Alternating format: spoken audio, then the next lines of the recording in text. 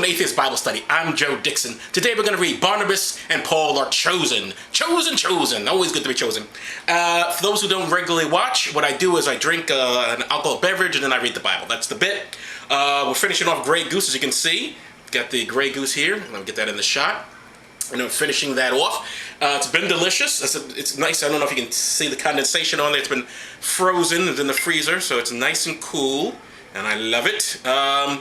Now we're going to drink down some shots of these. I'm going to read the Bible. This is the pre-Syrian war edition, so hopefully by the time I pick this up, we haven't already started bombing.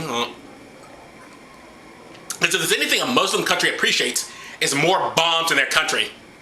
America's like, oh, gas attack, oh, use chemical weapons, how awful. Oh, don't use chemical weapons. But drones, yeah, drones are okay. Let me drone these motherfuckers. But no, chemicals, that's against, that's illegal. It's a crime. Of course, so is invading and bombing other countries also. It's against international law, but who cares about that? All right. Point is, America needs to invade another Muslim country because the Muslims love it. They love it. They lovey the invasion. Yes, they do. They do love the invasion. They do. They love it all up. Boy, this is what happens when you elect a man who won a Nobel Peace Prize. Really, they just can't stop killing shit. Who knew? I had no idea. Good thing I only voted for him once. All right. What the Barack Obama proves once and for all is to all those fuckers who keep saying, oh, Nader, he screwed up, Nader. Oh, apparently the people who vote for Nader were right, because when you put a Democrat in fucking office, you get the same bullshit you get with a Republican. So, hey, maybe, who knows what we would have gotten without Gore? Can't assume anything. Can't assume, after all, guy won the Nobel, so is Al Gore. Al Gore's also a Nobel Peace Prize winner, isn't he? Everyone wins a Nobel Peace Prize. Everyone. Praises for everyone. And then go kill something. But the point is, Martin Luther King would have loved this. That's why he spoke the March on Washington. Here's, ladies and gentlemen, before I know this is political, I don't give a shit. It's my videos, I do what I want. And I tweeted about this. Here's the difference between the March on Washington in 1963 and what's happening today. They say, oh, where's the dream? Where have we evolved from 1963 to today in terms of civil rights and everything? Well, I'll give you exactly how things are different. It used to be in 1963, back in the days of the March on Washington, you had to be rich and white to get away with murder.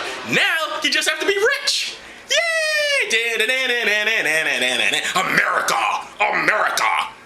See, it used to be, you had to be like pale skin, had to have lots of money. Now you just have lots of money, you can do whatever the fuck you want. Isn't that great? Ain't that great? All right, let's get into this. Let's read, it's just a paragraph, or three paragraphs of the story. Barnabas and Paul are chosen.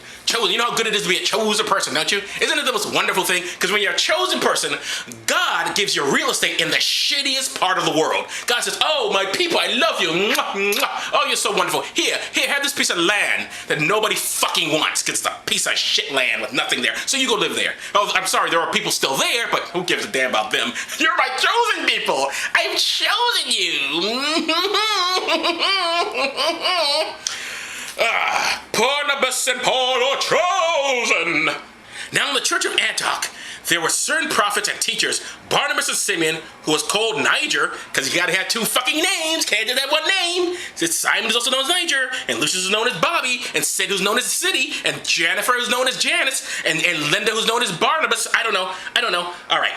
Anyway, Simeon, who was called Niger, and Lucius of Cyrene, and Manon, who had been brought up with Herod the governor, and Saul, who was called Paul. Got that? Doesn't matter. It's the fucking Bible. What difference does it make? It's all bullshit. As they were serving the Lord and fasting, because you gotta fast when you're serving the Lord. You gotta starve yourself so you can be hallucinating, so you can suddenly think you can hear this fucker. The Holy Spirit said, set Barnabas and Paul apart for me, for the work for which I have called them. Because apparently the Holy Spirit gets to decide on these things. They think the Lord, but they're fasting for the Lord, and the Lord is, I don't know, napping or something. So the Holy Spirit steps in and goes, oh, set them free, die, so tell them what to do, and the Holy Spirit will. Well, that's why they got it's the Trinity, right? It's Jesus, God, and the Holy Spirit. And the Holy Spirit gets to send people out on shit. Who knew? And when they had fasted and prayed together and laid their hands on them, I'll bet they did. I'm sorry. Is this homophobic when he keeps mentioning these? It sounds gay. I'm sorry. It does. I can't help it. And when they had fasted and prayed together and laid their hands on them, they sent them away. So Barnabas and Paul, being not that there's anything wrong with being gay, but come on, this is the Bible here. It's the Bible where they tell you like, oh, it's a sin. Meanwhile, everything is fucking homoerotic. Every fucking other sense is some sort of goddamn undertone of homosexuality. It's hilarious, people. All right. When they had fasted and prayed together,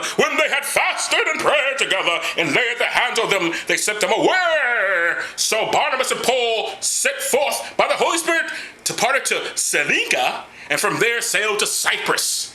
That's it, and that's the whole paragraph right there. That's it. That's all the story there. I read the fucking thing. There it is. You see the picture with this is the earlier when what's his face? Who was it again? Peter was in prison, and he was picked up by the Holy Spirit, came to get him out of prison, because of course the Holy Spirit's it's got to be this white person, because there's no dark skinned angels. Everybody's pasty white. He lives in a desert. He's a pasty white man. This bitch is I'm sorry. This is a man or a woman. It's an angel, so it's got to be a dude, because there are no female angels. I don't know if you're aware of that, but there are no female angels. So it's got to be a dude. Looks like Julie Andrews to me, but anyway, he gets him out of prison, and you see he's chained up because they're into that S&M stuff. I don't know if that's all in the shot. Did I get all that? Did it say he's chained? Do you see that? Anyway, all right. So anyway, that's Atheist Bible Study for this week. Hopefully, we haven't killed any Syrians just yet by the time I pick this up. But we will eventually, because it's very important that the new American century is us controlling. It's weird. There are videos of generals during the Gulf War. Sorry, that's the other war. The Iraq War, where they would say, the generals are saying like, oh, they make these speeches after the fact of the wars. The wars never really ended, but you know what I mean.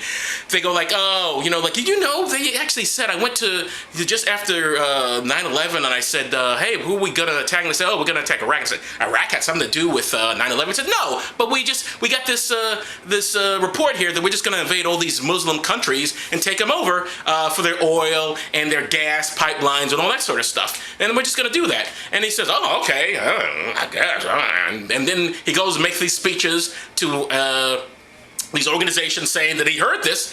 And then suddenly we now have them doing exactly what's been in the report. They're now doing exactly what has been. A Democrat's doing it, which proves it doesn't really matter. Republican, Democrat, doesn't matter. Their job is to do whatever the bankers or whoever is paying these people, because it's certainly not the American people, apparently, to do their job, and their job is to just keep invading all these countries, which is, by the way, a war crime, but these war crimes are okay. Certain war crimes are all right. Torturing your own people, killing your own people, those type of war crimes are fine. Invading other nations, don't bother me with that. But chemical weapons, Gavolt, you can't, what with the chemical,